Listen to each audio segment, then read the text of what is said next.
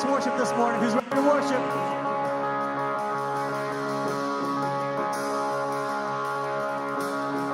Get out if you know it. I'll raise a hallelujah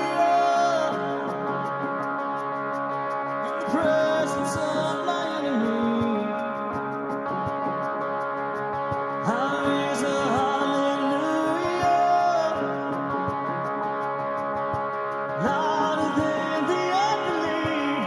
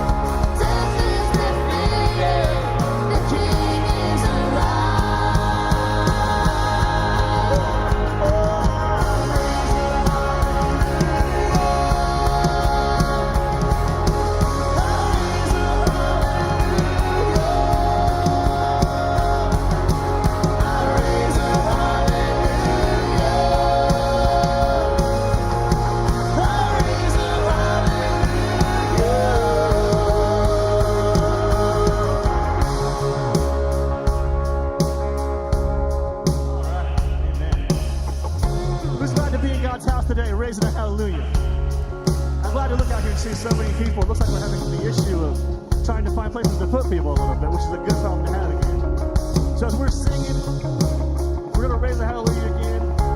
Let me hear you guys today, okay? For some of you out here, I want to make sure I'm hearing you guys singing out. Let the people who are watching online hear you. You ready to sing it?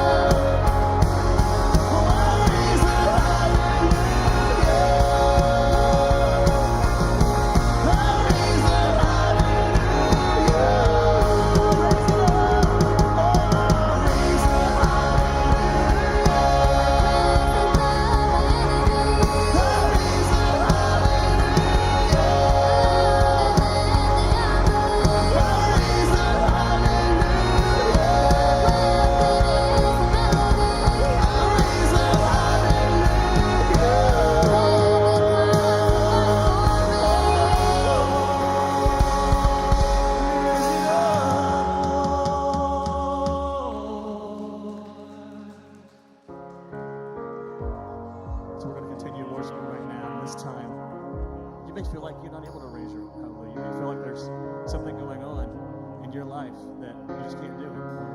But know that God can make that way where when you seem to find a way out. So as we sing this.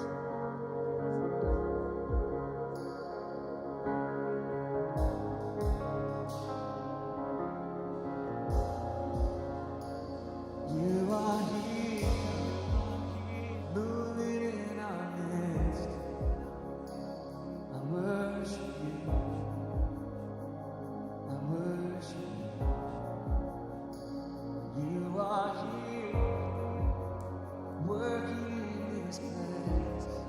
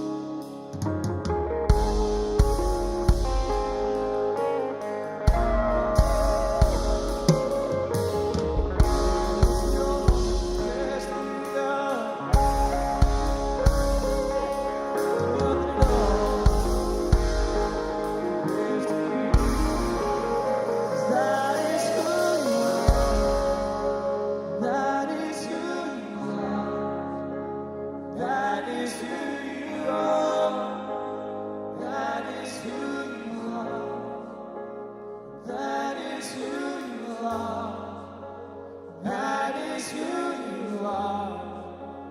That is who you are. That is who you are.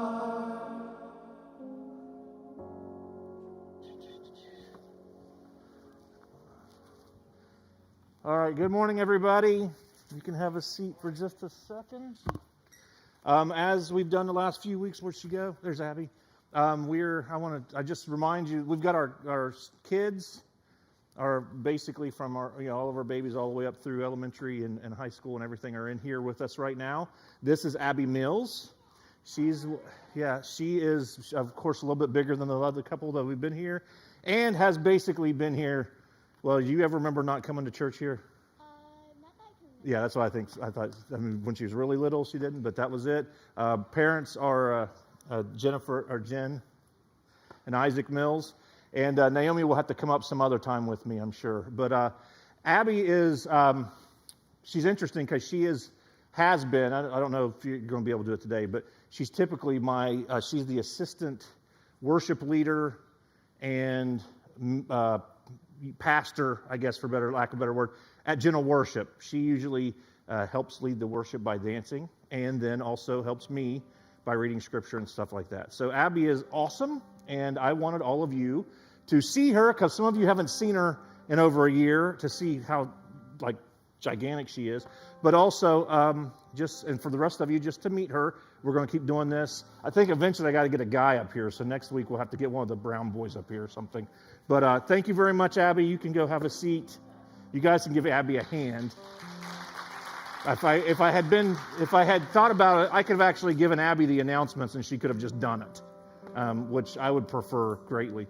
Don't be surprised if one day the pastor of Fellowship of Faith just walked off the stage.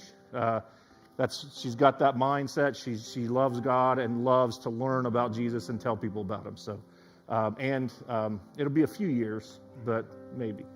I want to welcome you to Fellowship of Faith. If it's your first time, we're glad you're here, whether you're online or whether you're visiting us here in person. One of the little things I want to remind those of you who are coming on a regular basis, we have limited seating, and some people, and we're still not doing sign-ups or anything for regular services. So the thing that I would really like people to do is just remember to sit on the ends of the groups or the sections, so that if other folks come in, they can fill in and still keep some distance. We had some folks come in this morning, I think for the first time, and they are sitting back among the chairs that are stacked back the walls, and that's not the way. That's not the ideal. So. And kind of as a response to that, we are doing 2 services for Easter. We're going to do a 9 o'clock and 11 o'clock service. And those of you who are here this morning are going to get one of these cards. And if you are planning to be here for Easter, you're going to circle the one. You're going to put your name on there, the number of seats that you will need, what time you're going, which service you're coming to, and then whether or not you're willing to sit next to people. Sounds like such a weird thing to ask church people, but it's appropriate for right now, okay? So that way we can come up with a seating chart for the 2 services. If you're joining us online, we're doing an Eventbrite registration on there. The links will be in the feeds for YouTube and Facebook in just a second. You'll be able to do that there too.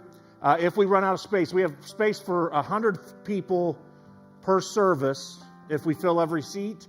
But we also have, we're going to have normally the kids space area will be set up for overflow, which will seat 20 to 25 in there. And we also have the lobby.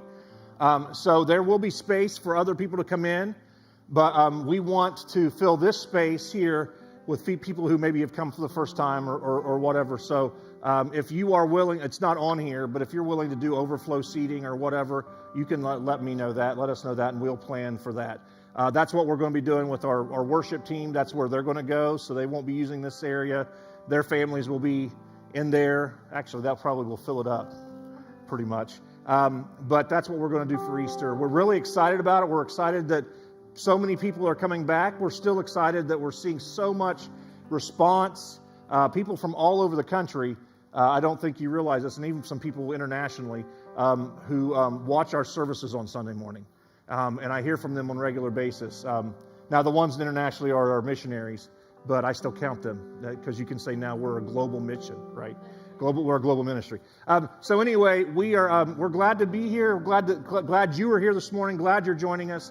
If you would stand, we'll pray and continue on with our service. Just a reminder, if you're here and you want to give, there's a box in the back of the thing. It actually, it's right next to the door. You can put it there. There's also a box in the lobby that you can put that there. That's actually where you can put your registration card too when you get that filled out. All right. So, and then those of you online, you can do that through our Fellowship of Faith app. You can also you can mail it in. P.O. Box 230, Rio Grande, Ohio 45674. All that information is on our Facebook page. Even if you're on YouTube, you can go to Facebook and get all that information. We are so glad you're here this morning. Pray with me, please. Heavenly Father, thank you so much for who you are, for what you've done, and what you continue to do. We just ask that you will, that we'll be aware of everything that you're wanting to do and what you're wanting to say this morning. We ask all this in your name. Amen.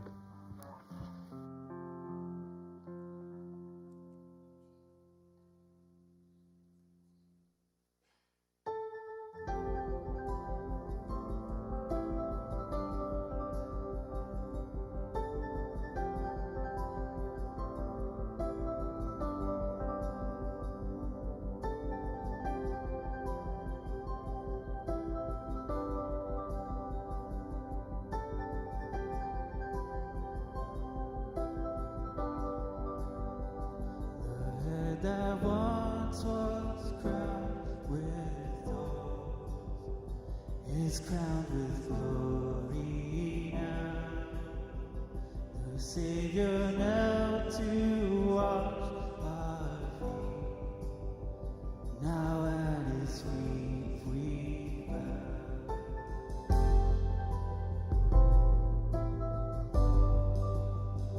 The one who bore our sins and shame, now robed in majesty, the radiance of perfect love now shines for all to see.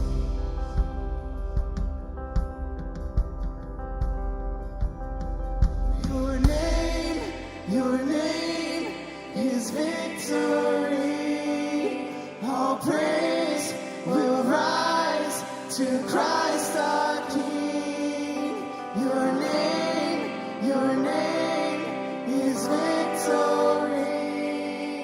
All praise will rise to Christ our King.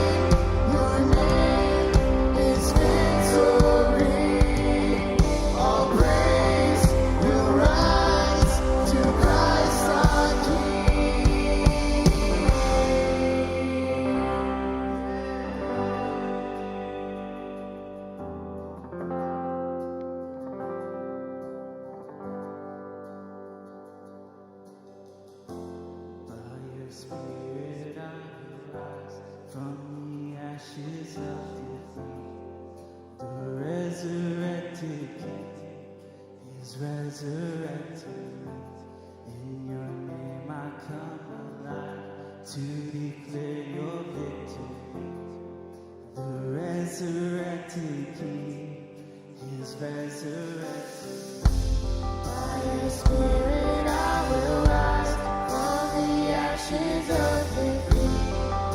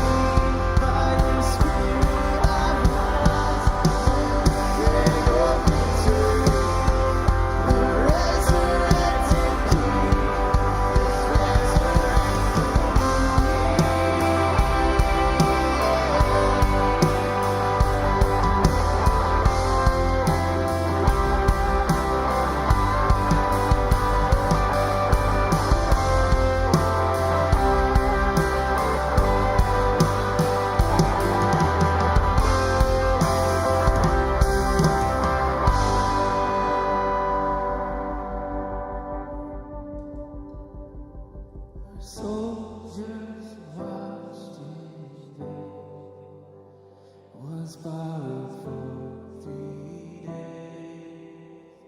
His body then would not remain. Our God is not the grave. Our God is not the grave.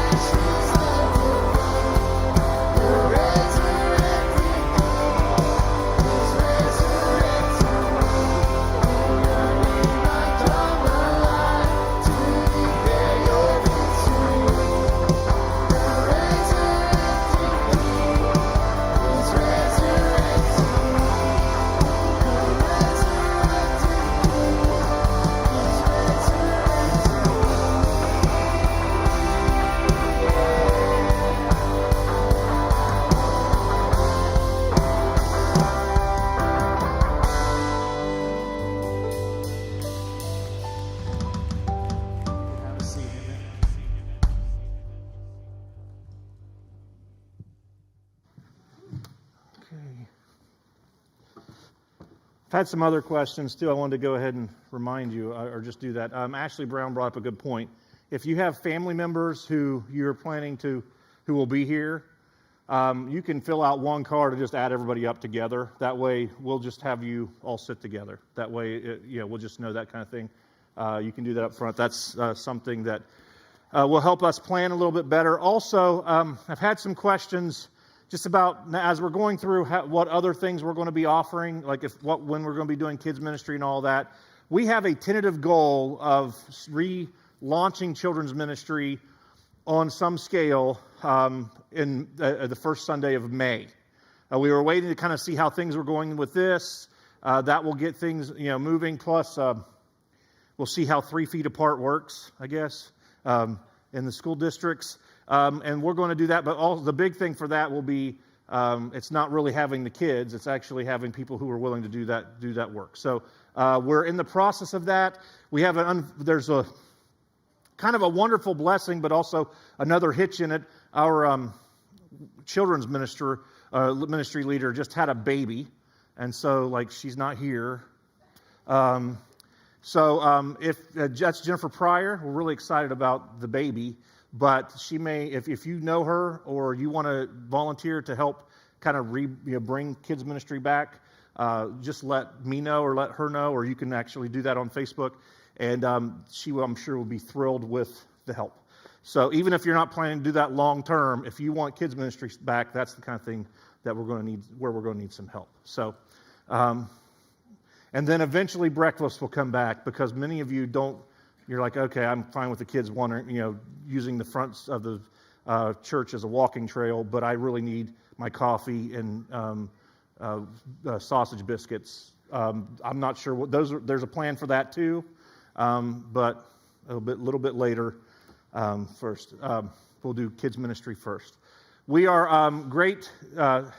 We're finishing this, or we're going through this series called Views from the Cross.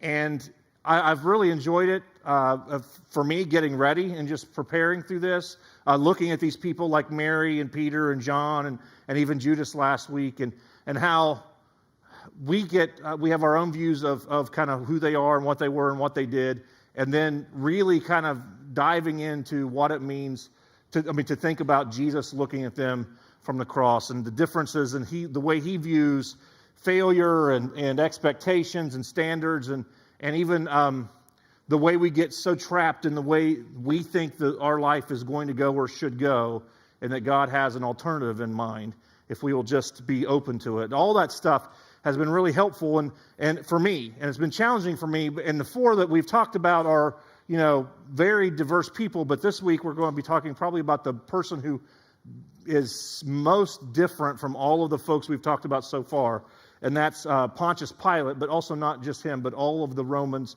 who are present within the story of the crucifixion. They're key players in it. You can't really ignore the crucifixion and all that, or you can't really ignore the Romans and Pilate in the crucifixion story. They're key players. They're not usually represented as the good part of the good news. They're the violence and the brutality and all the kinds of things.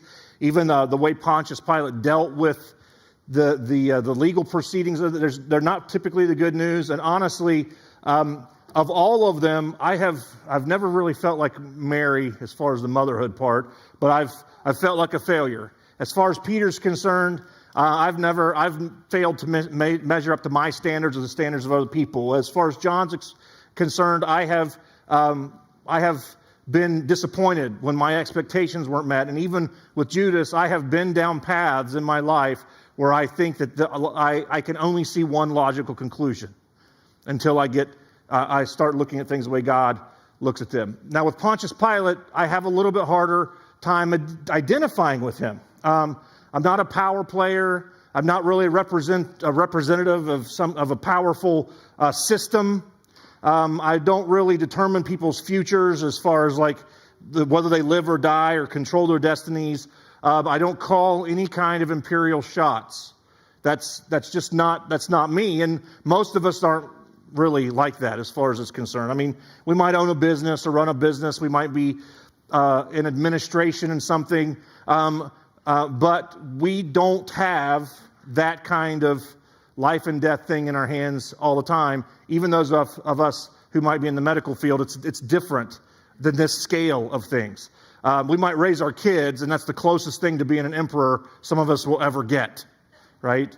And even for most of us, that's a massive failure if we were dependent upon, if an empire depended on our ability to get our kids to do what we want them and need them to do, we would be in trouble.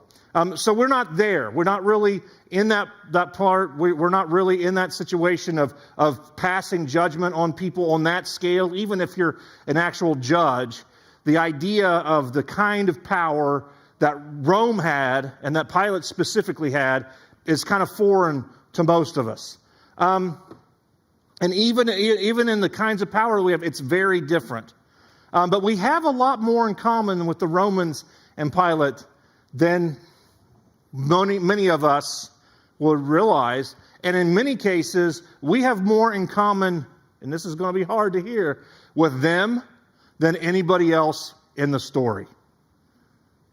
That's where it is. So very often we don't realize that. And stick with me, and you're going to see how that works. We're going to start with Mark 15.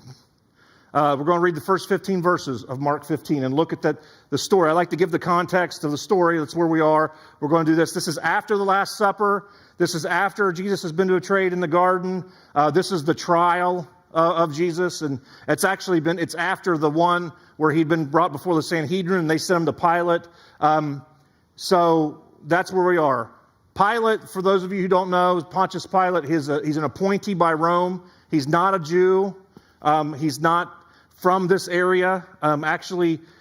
History says that he was appointed here and he was pretty much not happy to be there, and did a lot of things to make a lot of people in the Jewish sector, as they called it, not happy because he would do things. He didn't respect the faith of Jewish people. He would do things purposely to offend them. And as a result, there was some there were some uprisings. There were some complaints. There were some things where he ended up having to make some changes. He ended up getting in trouble because Rome, even as massive as an empire as it was, even though they were all about going into places and taking them over and ruling them with an iron fist, they also were, like any bureaucracy that was massive, they didn't like waves. So if there was a problem, and there were problems that could not be ignored, it was the problem of the guy who was in charge to take care of those things, because that was to understand the system, the empire at the time. They wanted peace in these areas. It's part of this area. This time is called the Pax Romana, the time of peace, because they'd expanded as far. We're in that area, and so for Pilate to not be able to control the people in charge was a big deal, and so that kind of gives you a little bit of background into why maybe Pilate responded the way he responded.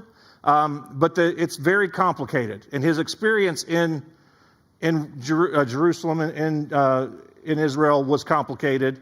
And it kind of informs a little bit what this story is like. So let's go read this. Early in the morning, the leading priests, the elders, and the teachers of the religious law, the entire high council, met to discuss their next step. They bound Jesus, led him away, and took him to the Pilate, the Roman governor. Pilate asked Jesus, "Are you the king of the Jews?" And Jesus replied, "You've said it." Then the leading priests kept accusing him of many crimes. And Pilate asked him, "Aren't you going to answer them? What about these charges they're bringing against you?" But Jesus said nothing, much to Pilate's surprise. Now it was the governor's custom each year during the Passover celebration to release one prisoner, anyone the people requested. One of the prisoners at that time was Barabbas, a revolutionary who had committed murder in an uprising. The crowd went to Pilate, and he asked him to release a prisoner as usual. "Would you like me to release you this king of the Jews?" Pilate asked, for he realized by now that the leading priests had arrested Jesus out of envy. But at this point, the leading priests stirred up the crowd to demand the release of Barabbas instead of Jesus. Pilate asked them, "Then what should I do with this man you call the king of the Jews?" And they shouted, "Crucify him." "Why?" Pilate demanded. "What crime has he committed?" But the mob roared even louder, "Crucify him." So to pacify the crowd, Pilate released Barabbas to them. He ordered Jesus flogged with a lead-tipped whip and turned him over to the Roman soldiers to be crucified. That's there. Now, in other parts of it, there's a lot more detail in some of the other Gospels where Pilate sends him to someone else, and someone else says, "I'm not going to deal with this. I know why Pilate sent him to me. I'm not going to step into this." So sends him back to Pilate and forces him to make the decision. There's a lot of that. There's other stuff or other details about his wife having a dream about Jesus and all of that. But this is the basic story of Pilate. This is where he is in this. He comes into the scene, at least in this part. And when we look at this, when we look at Pilate, but also when we look at all the people, because when we look at Pilate, Pilate is the representative of the empire. Pilate is the guy in charge of all of the soldiers, all the people, all the officials who were in this area. So he's that representation. He's that representative. And when we look at him and all the Romans, we see in this story, as if we are a regular Roman citizen, and we look at them, we see them as a symbol of the power of Rome. And we see Pilate as the protector of Rome and all those soldiers of the Roman life. Whether we are fine with it or not, that's who they are. They are these representatives of the empire that's stationed in Rome, that's so far away, but that has this massive reach of every direction, north, south, east, and west from Rome. They are the representatives of empire. They are these people. If you're a Roman citizen and you look at what Pilate did, you go, well, there was a problem. He kept the peace. Even though he released Barabbas later, and honestly, probably Pilate was like, I'll release Barabbas we'll just kill him later because we know he's not going to stop causing problems. We'll take care of this. But in this situation, he was prudent or maybe too accommodating, because in the situation of the empire, you're letting the defeated tell you what to do with a prisoner. But he's also just this rightful judge. He's the guy who should be calling the shots. He shouldn't send it to someone else. He shouldn't let these religious leaders decide. He is the one who should decide Jesus' fate. It just makes perfect sense. Now, if you are in the Jewish community, it's very different. Because when you look at Pilate, when you look at the Romans, he's not a symbol of the Roman power. He's a symbol of oppression. He's a symbol of the destroyer of a way of life. And having all the stories, the history, there's not a lot about him in history, but having known the other stories about him where he had ridiculed the faith of Jewish people, where he had done things to be offensive, that's what he sees. That's what they see. He is someone who has destroyed their lives. He is a representative of not empire, but invaders. And in this situation, as the judge, he is interfering in things that are not his business. He doesn't care that Jesus says he's the Messiah. He doesn't care that he says he's the king of the Jews. He thinks that's funny. And as someone who's living in that community in Jerusalem, that's offensive. And his authority is something that has just been taken. It is not the authority he should have, because it should belong to their people. And ultimately, if they're very spiritually minded, that God is the authority in Israel. So at the ground level, the Romans and Pilate are a lot more complicated. There are some, regardless of who you are, if you're a Roman, dyed in the wool Roman, you're going to think one way about him. And if you're in the Jewish community or one of the other communities that has been defeated, you're going to think differently. But there is this, either he is the symbol of supreme power, or he is this usurper, or they are the usurper. That's where they are. Now, when I go into this idea of the cross view, now Pilate's not at the crucifixion. He basically says, go crucify him. He washes his hands and lets them do what they need to do. And then the Roman soldiers take over. They whip him. They force him to, they put him in clothes that are supposed to look like a king. They rip him off. They put a crown of thorns on his head. They force him to carry his cross to the mountain called Calvary or Golgotha, the place of the skull. They send him there. They nail him to the cross. They hang him up there. They're the ones who watch and make sure that he is going to die. They're the ones who stab him in the chest or stab him in the side when he is dead. They're the ones who put the sign up above the head in Greek and in Aramaic. Here he is, the King of the Jews. They're the ones who do all of that to ridicule and demolish who Jesus is. They're it. But when he looks down at those soldiers who have just nailed him to the cross, he sees the things that we are going to know that are obvious, the things that you're expecting me to say, right? He sees them as part of the plan. They're not just cogs, but they're not just part of the plan as they're the ones going to be responsible for his crucifixion. They're part of the plan for the people that he is dying to save, to forgive. When he hears Pilate say, crucify him, he knows he's being crucified for Pilate. He sees these people as people who are loved and who can be forgiven, to the point that when he is on the cross, he asks God to forgive them. He sees them as future believers who can accept who he was. Slaves who need to be liberated because they're enslaved by the system and they don't understand that they've missed it, that their polytheistic mindset, that their adherence to emperor as God, all those things can be changed. And he sees them as people who can be liberated from that way of thinking, and people who have a potential for great faith. There's a place in one of the other scriptures where Jesus encounters another Roman official who needs Jesus to save his slave, to heal his slave. And Jesus talks to him, and he's like, okay, well, we'll go. And he's like, you don't even need to go. Just say the words, and this guy will be better. I know it. And Jesus actually says to him, I've not seen faith like this anywhere else in Israel. So when Jesus looks down at these Romans, as he's seeing all these people who have these very complicated views, or they're these powerful people who have life and death in his literal life and death in their hands, he sees them as people who have potential for great faith. Now that's all obvious stuff. I've said that about pretty much everybody that I've spoken about thus far. And for those of us who are not Jewish, we know that a big part of the gospel story is that Christ died for all people.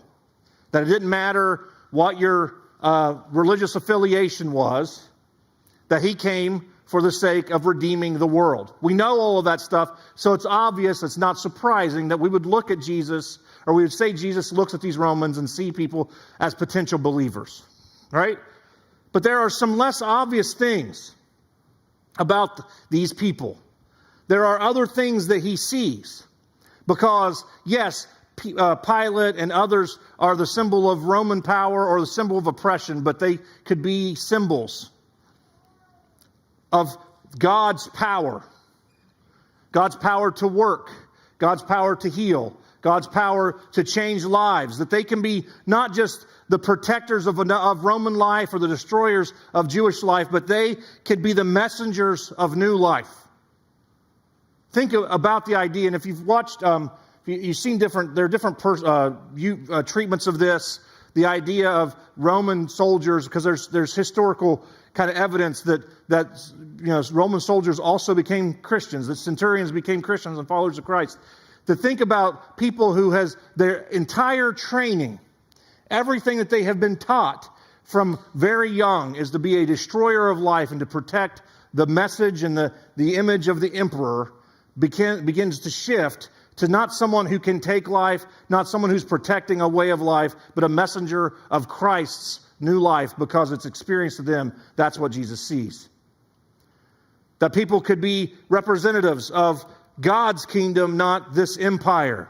That they could be servant leaders who followed Christ's authorities, not other people. Now, and here's the other one, the crazy one. And if you're not a history person, you may not realize this, but if you're into history or you've done Bible studies, here's the other thing Jesus sees, and he and the Father saw this before he came.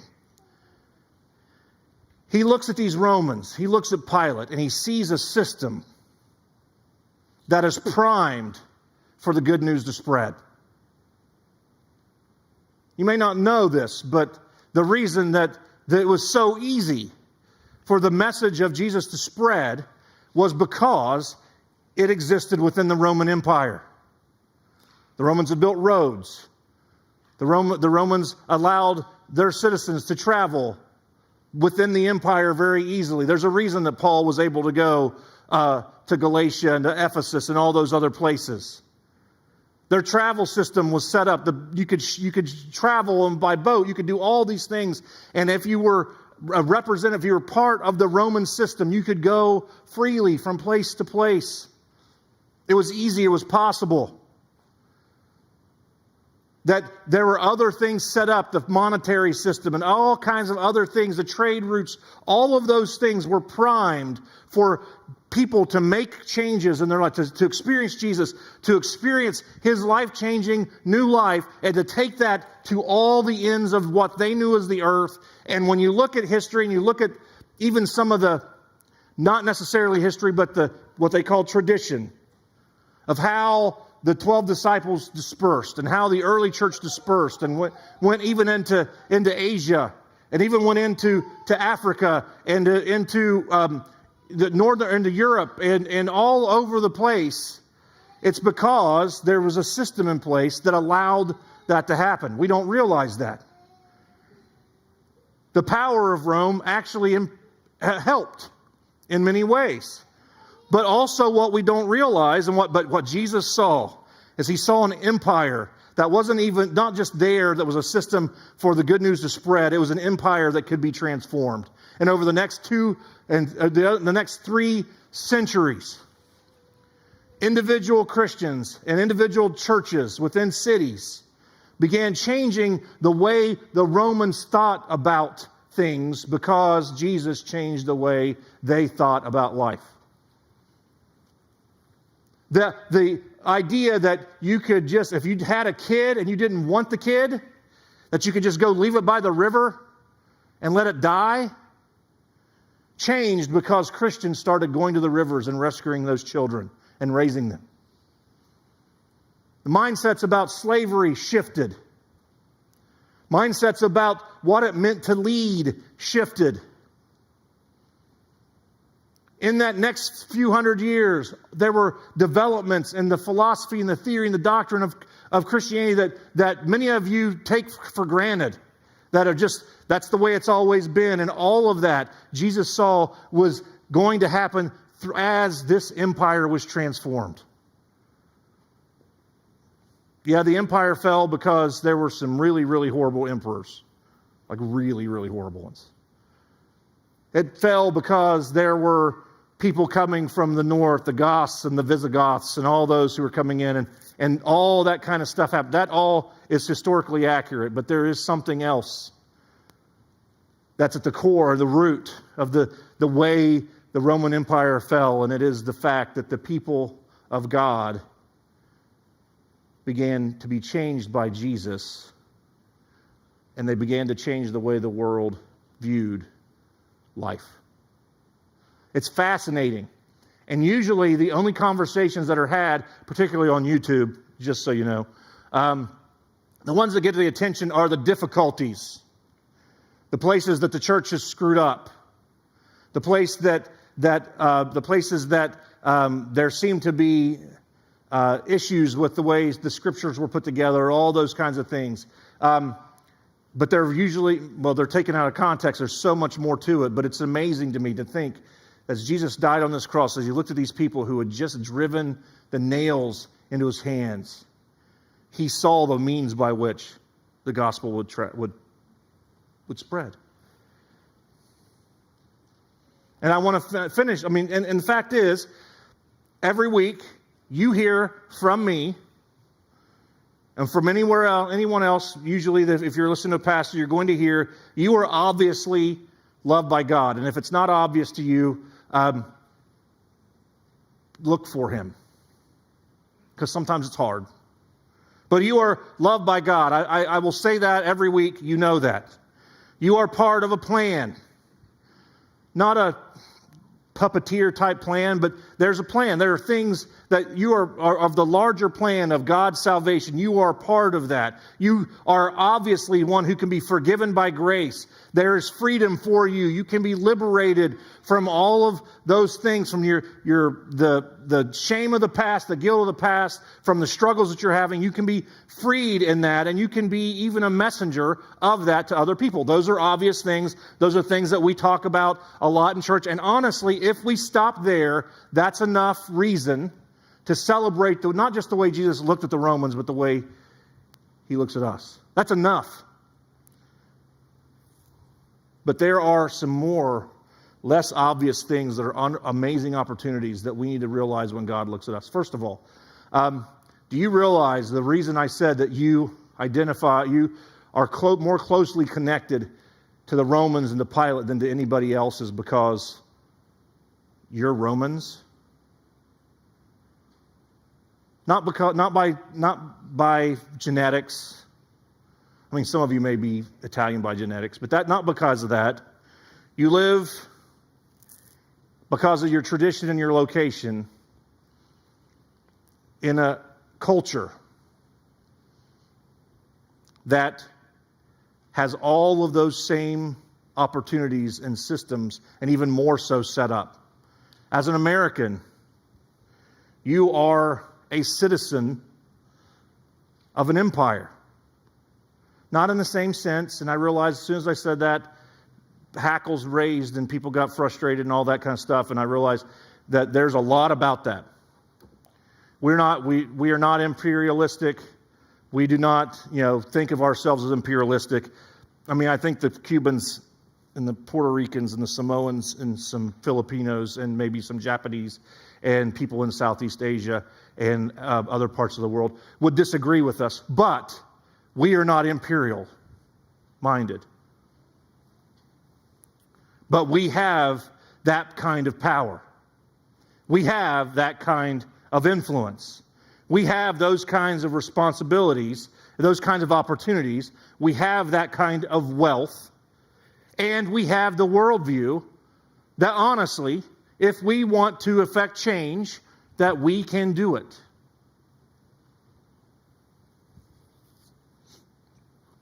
And we have the opportunity. As Jesus looked at them and looks at us, we have the opportunity to redeem all of those things for the sake of the gospel. That's our opportunity as citizens, not of an empire that worked the same way the Romans did, but as part of a system that is set up. And I'm not condemning it, and I'm not condoning it, okay? Here's the reason I'm not doing either one of those types of things. It gets us nowhere. It's exhausting. I'm pretty much tired of hearing about it. Honestly. It doesn't help. But I want us to see the opportunity we have as citizens of where we are, of the time in history in which we find ourselves, where information moves so quickly, where our influence continues, and it's waning in some ways, and it's all that. I get all of that kind of stuff, but we still, in this time of history, have an opportunity to utilize power and influence and wealth to do amazing things if we will see all of that the way Jesus saw it, the way Jesus sees it, as opportunity, as citizens of something that's different, so that we can be people who transform an empire from the inside out. Together. Doing the small things that build into big things. Local churches, local groups of people, refusing to be defined by empire. Refusing to be defined by the system with which they best identify, and being defined by the message of the good news of Jesus Christ. And I know that's my job, is to give you the ideas, not to tell you how it's going to happen, because I don't know. It takes willingness, it takes hard, it takes failures and successes and all those kinds of things. But we can do that. Jesus sees it. We have the opportunity, you have the opportunity to yield to the authority of Christ, to represent God's kingdom here and there, wherever there is. To represent it, to bend on God's power, not on the power of the emperor or people who would utilize the power of position as an emperor.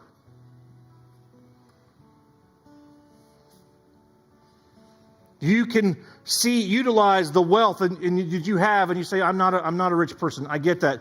We're not rich people. Maybe by American standards. But finding opportunities and ways that we can leverage what we do have for the sake of serving other people. Using our influence to liberate people locally and internationally. To liberate them not just from the shackles of human bondage, which still exist, but to liberate them with the message of Jesus, who says, I want you free physically, but I want you to be free spiritually. Those are the opportunities we have. That's the way Jesus sees it. See, I think that what happens so often is we get so focused on this because we either want to, in some cases, we want to gloss over the mistakes and I say mistakes, and they weren't mistakes, it wasn't accidental, but the horrors of history, or we want to focus so much on them that we forget that they're history. And it keeps us from being able to look at where we are now and to move forward. Doesn't mean that we ignore it. Doesn't mean we don't even say we hate those things happened. We don't try to justify bad things. But we just acknowledge this is where we are. This is part of the system we're in. How do we redeem it for the purposes of the good news of Jesus Christ? That's what Jesus looks for. That's what he sees in us. See, everybody else who wants to do the things that Jesus wants to do in this world looks at you as a voter or as a taxpayer,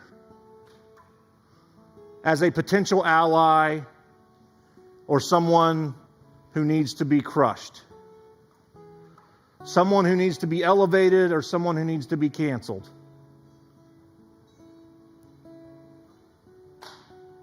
And when Jesus looks at you,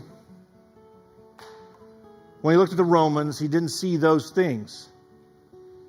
He saw people who he loved. People who had put him on the cross for whom he was dying. And he saw the potential for what could happen when they yielded themselves to the message of his grace and his love and forgiveness. Regardless of the system, in spite of the system, but also to manipulate and use the system. It's powerful. It's a strong idea.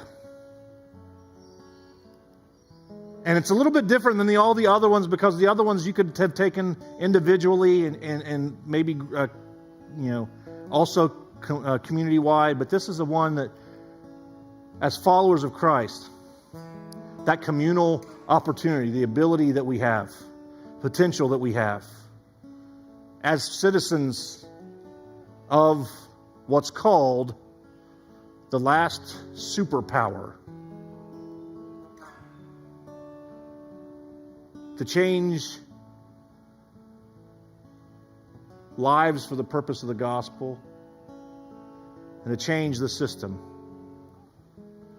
from the inside, so that maybe it's in 3 centuries it's unrecognizable,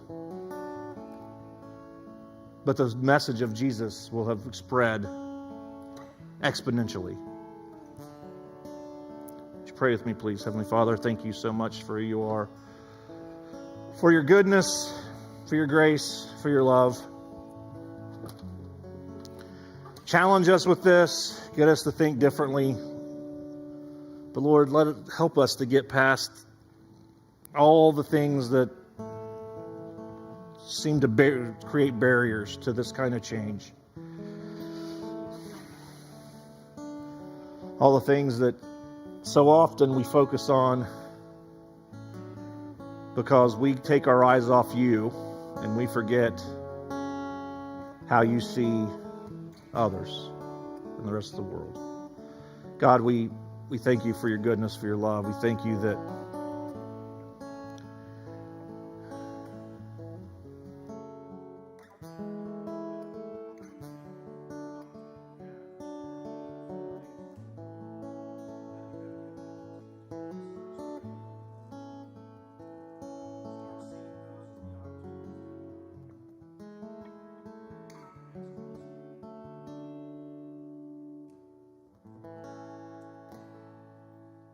Go ahead and stand as we sing.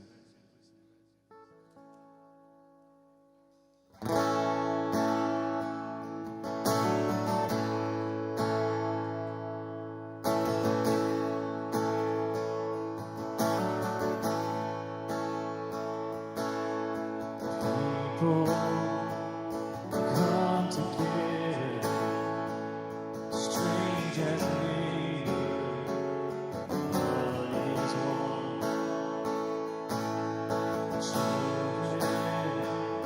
Generation, every nation, kingdom.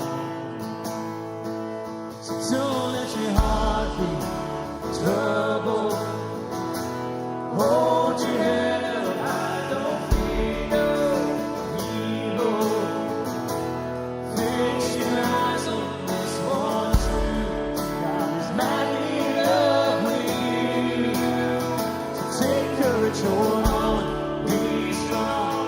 Remember where our help comes from. Oh, oh, oh, oh.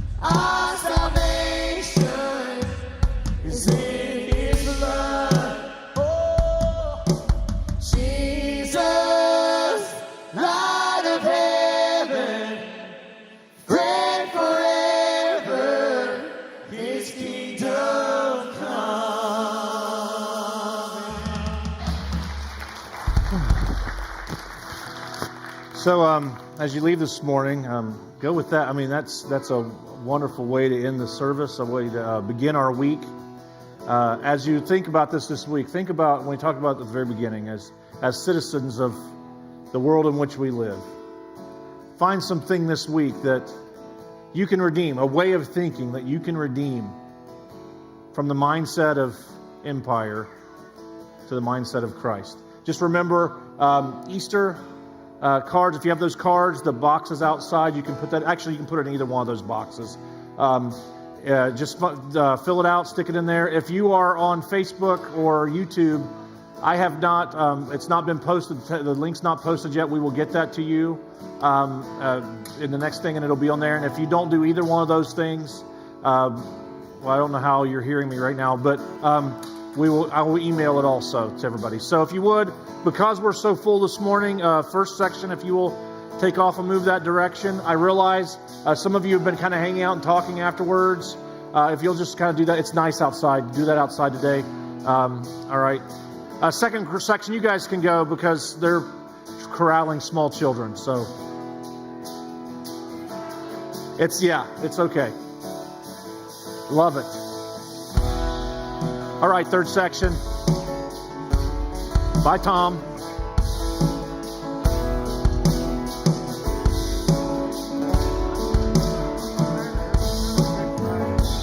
I haven't announced it yet. I think